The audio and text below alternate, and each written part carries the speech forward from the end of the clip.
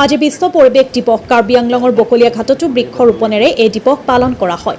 আজি বিশ্ব পৰিৱেশ দিৱস গোলকীয় উষ্ণতা হ্ৰাস কৰি গছপুলি ৰোপণেৰে বিশ্ব সেউজীয়াকৰণ কৰাৰ স্বাৰ্থত প্ৰতি বছৰৰ ৫ জুনৰ দিনা এই দিৱসৰ লগত সংগতি ৰাখি বিশ্বৰ ভিন্ন প্ৰান্তত বৃক্ষৰোপণসহ বিভিন্ন কাৰ্যসূচী বৰ্ণাঢ্য আয়োজন। কাৰ্বি আংলঙৰ সোণপুৰা আঞ্চলিক উচ্চ মাধ্যমিক বিদ্যালয়ৰ চৌহদত বিভিন্ন প্ৰজাতিৰ প্ৰায় ৫০০ জোপা গছপুলি ৰোপণ কৰা কাৰ্যসূচীৰ শুভাৰম্ভ কৰে বিদ্যালয়খনৰ প্ৰধান শিক্ষক অৰবিন্দ হাজৰিকাই। সোণপুৰা আঞ্চলিক উচ্চ মাধ্যমিক বিদ্যালয়ৰ উদ্যোগত তথা বন বিভাগৰ ৱেষ্টাৰ্ণ ৰেঞ্জ কাৰ্বি আংলং পূব সংমণ্ডল ডকমকা ৰেঞ্জৰ সহযোগত বিদ্যালয়খনৰ ব্যাপক উৎসাহ উদ্দীপনাৰ মাজেদি বিশ্ব পৰিৱেশ দিৱস উদযাপন কৰা হয়। কাৰ্যসূচীত বন বিভাগৰ ডকমকা ৰেঞ্জ অন্তৰ্গত ফুলনি বিট কাৰ্যালয়ৰ ভাৰপ্ৰাপ্ত বন বিষয়া ৰঞ্জু ক্ৰ, বন বিভাগৰ বিষয়া কৰ্মচাৰী, ছাত্ৰ-ছাত্ৰী, শিক্ষক-শিক্ষয়িত্ৰী আৰু কেইবাগৰাকীও সমাজ হিতৈষী ব্যক্তিয়ে অংশগ্ৰহণ কৰে। কাৰ্যসূচীৰ লগত সংগতি ৰাখি ছাত্ৰ-ছাত্ৰীসকলৰ মাজত চিত্ৰাংকন প্ৰতিযোগিতাও অনুষ্ঠিত কৰা হয়। বকলীয়াঘাটৰ পৰা জয়দীপ দাসৰ ৰিপৰ্ট, নিভাজ অসম লাইভ।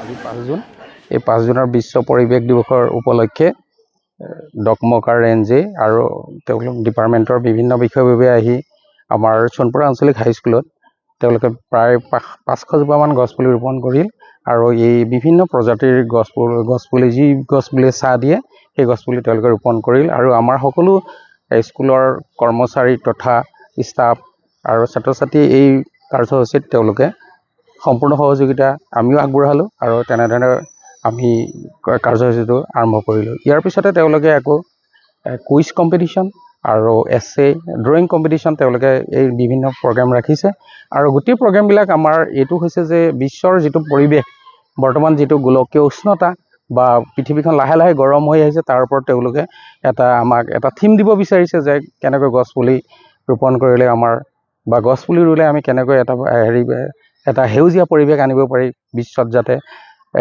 মানে গোলকীয় উষ্ণতাটো হ্ৰাস কৰিব পাৰি তাৰ কাৰণে তেওঁলোকৰ প্ৰচেষ্টাটো আমি সোণপুৰা আঞ্চলিক হাইস্কুলে হৈ পেলাই মই প্ৰধান শিক্ষক হিচাপে তেওঁলোকক মই আন্তৰিক আমাৰ ফালৰ পৰা তেওঁলোকক শুভেচ্ছা জ্ঞাপন কৰিছোঁ। লগতে আমিও নিজাববীয়াকৈও কিছু কাৰ্যসূচী লৈছোঁ যিহেতু আমাৰ এইটো কাৰ্যসূচী আছে গতিকে আমি আমাৰ কামবিলাক আমি সুচাৰুৰূপে পালন কৰাত তেওঁলোকে যি সহায় যোগিতা আগবঢ়ালে আমি নথৈ আনন্দিত হৈ আমি একেলগে কামবিলাক কৰিবলৈ সমৰ্থক হ'লোঁ।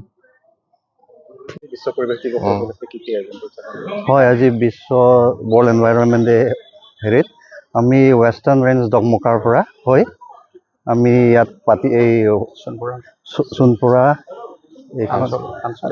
আঞ্চলিক হাইস্কুলত আমি ল'ৰা ছোৱালীৰ সৈতে একেলগে মিলিজুলি গছপুলি ৰোপণ কৰিম বুলি প্ৰগ্ৰেম এটা কৰিছোঁ। অকল গছপুলি বুলিয়ে নহয়, ল'ৰা ছোৱালীৰ কাৰণে যেনেবা কুইজ কম্পিটিশ্যন আৰু পেইণ্টিং এছে কম্পিটিশ্যন তেনেকুৱাও কিবা এটা যাতে তেখেতসকলে এই এনভাইৰনমেণ্ট বস্তুটো কি কেনেকুৱা অলপ ভালকৈ বুজক জানক বুলি আমাৰ ডিপাৰ্টমেণ্ট হৈ পেলাই সেইখিনি কৰিছোঁ। কিমানটা গছপুলি ৰুলে? আমি ৫০০ জোপামান আজি লগাম বুলি ভাবিছোঁ। এই আমাৰ মাহাগনি থাকিব, বকুল, মানে য'ত ল'ৰা ছোৱালীয়ে চেহা পায়, চাহ পায়, জলফাই পুলি, ফল মূল তেনেকুৱা গছ লগাম বুলি।